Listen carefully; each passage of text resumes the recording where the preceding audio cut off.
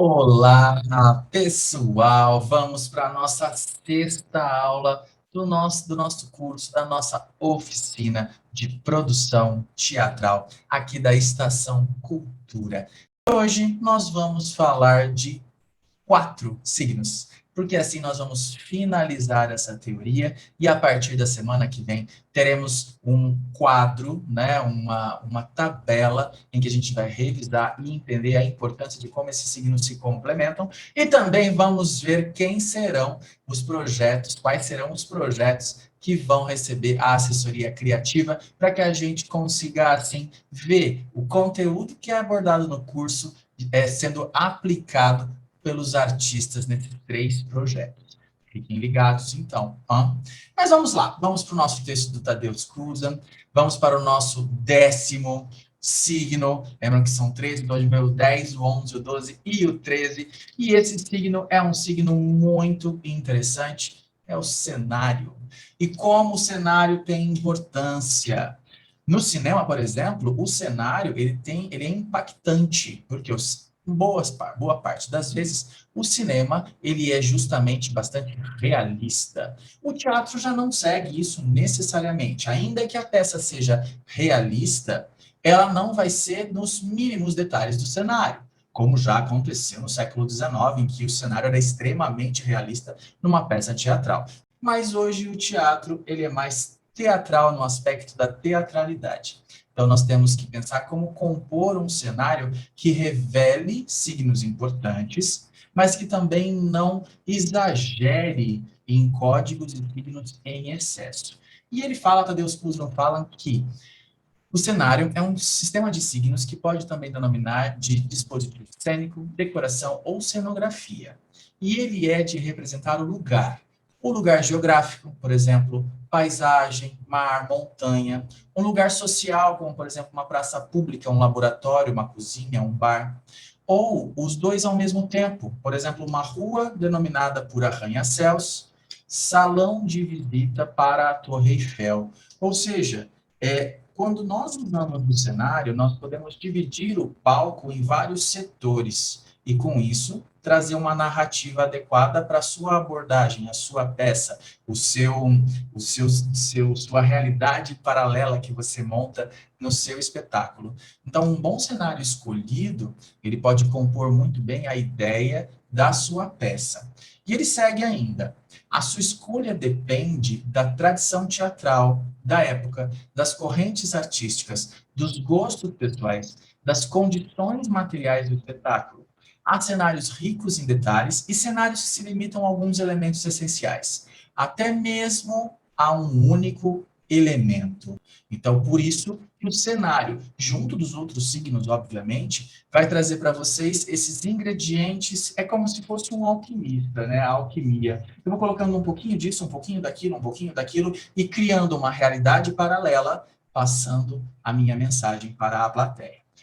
Além do 10º signo, nós temos também o 11º signo, que é a iluminação. Nossa, e que revolução houve no teatro nos últimos 150 anos, graças justamente à iluminação. Então, a iluminação teatral é um procedimento bastante recente, né, de acordo com o Cousin. Na França, ela foi introduzida somente no século 17, porque antes sequer do sistema elétrico, havia também a opção com velas.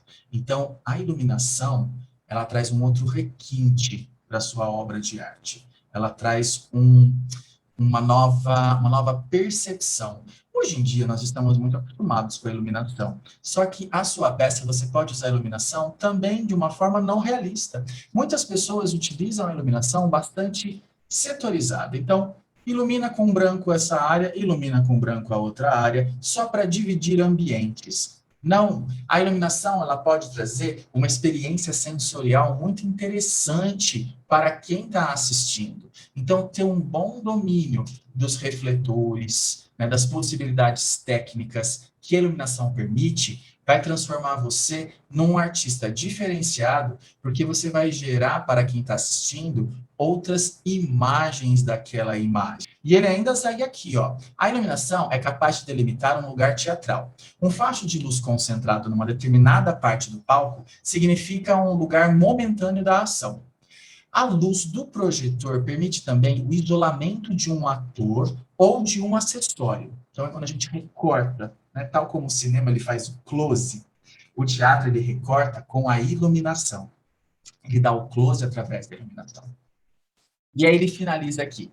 Uma função importante da iluminação consiste em poder ampliar ou modificar o valor do significado novo. Por exemplo, o rosto, o corpo do ator ou o fragmento do cenário são, às vezes, modelados pela luz. E a cor difundida pela iluminação pode também desempenhar um papel de significado. Então, percebam, quando eu vejo de um ângulo com uma iluminação, eu posso trazer uma nova percepção do mesmo objeto. Por exemplo, quando eu estou no momento de uma peça em que a gente está próximo de revelar a grande vilã ou a grande antagonista da peça. Então, a gente pode usar, por exemplo, naquele momento, uma luz a pino, que vai deixar ela com uma outra configuração. É o mesmo objeto, só que a iluminação vai trazer para quem está vendo uma outra percepção desse objeto, dessa pessoa. Outro signo, o 12º, a música. A música, nem tem que apresentar tanto dela, porque ela gera uma modificação sensorial em quem assiste. Ela pode gerar, ele te diz aqui, né, que no que consiste a música na aplicação, no espetáculo, sua função de significado é quase sempre indubitável. Ela aparece, ela traz algum código.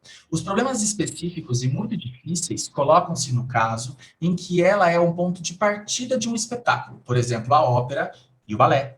Sem a opção da música, invalida essas categorias artísticas.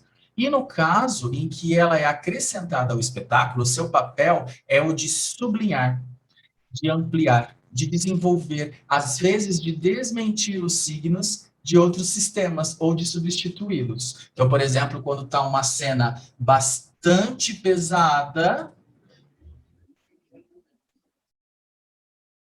quando tem uma cena bastante pesada e se coloca uma música bastante leve. Essa contraposição traz também uma sensação em quem está assistindo.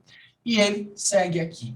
Entre os numerosos empregos que os diretores fazem da música, né, da forma que os diretores utilizam, pensemos, por exemplo, o tema musical que acompanha as entradas de cada personagem. Existe uma época, e ainda isso acontece, né, em que cada personagem ou par romântico tem uma música específica. Por que disso? Para que crie vínculo emocional da plateia. Então, isso é um artifício muito utilizado nas telenovelas, nos melodramas. Lembrando que melo é melodia, é música. Então, é o drama com uma alta carga de música para gerar emoção e identificação. E as novelas têm essa estrutura.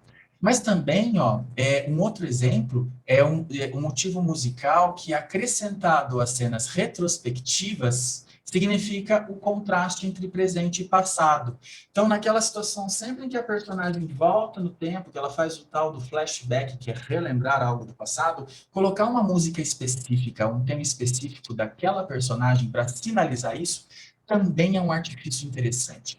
Vejam como os signos teatrais trazem, além de beleza artística e teatralidade, trazem um corpo, né, uma bagagem melhor para a sua obra de arte. Para finalizar com o 13º signo, que às vezes é parecido com a música, mas aqui o Tadeusz Kusan ele é bem categórico, ó. Chegamos à categoria dos efeitos sonoros do espetáculo, que não pertencem nem à palavra, nem à música. E ele chama de ruídos. O ruído é o nosso 13º signo, e ele tem uma presença fundamental nas nossas peças. E ele diz aqui, somente nos interessam os ruídos que, sendo signos naturais ou artificiais da vida, são reconstituídos artificialmente para os objetivos do espetáculo, formando o domínio do ruído. Os meios empregados para obter os efeitos de ruído são de uma grande variedade, desde a voz humana, que imita o canto de um galo, por exemplo, dos bastidores, até uma gravação que produz uma verdadeira revolução nesse domínio. Então, ele fala aqui da fita magnética, né, de quando os áudios eram transmitidos através das fitas. Isso é antigo. Hoje a gente já está num outro ambiente através dos vários arquivos de mídia e que eles trazem uma revolução grandiosa para o fenômeno teatral. Bom, espero que vocês tenham gostado dessa primeira etapa que nós abordamos os 13 signos. Na próxima semana, nós vamos ver o quadro, a tabela, em que vai correlacionar esses 13 signos para a gente entender como analisar uma obra de arte. E aí, aquela pergunta que eu pedi lá na segunda aula: qual o seu objetivo com o seu público? O que você quer passar? Aí a gente vai entrar nesse tópico para, de fato, produzir teatro. Como se produz teatro? Fazendo escolhas. O artista escolhe o tempo todo e ele justifica a sua escolha porque ele está construindo uma realidade simulada, que ele vê com tanta verdade que a plateia também entende aquilo como verdade. Um grande abraço e até semana que vem, pessoal!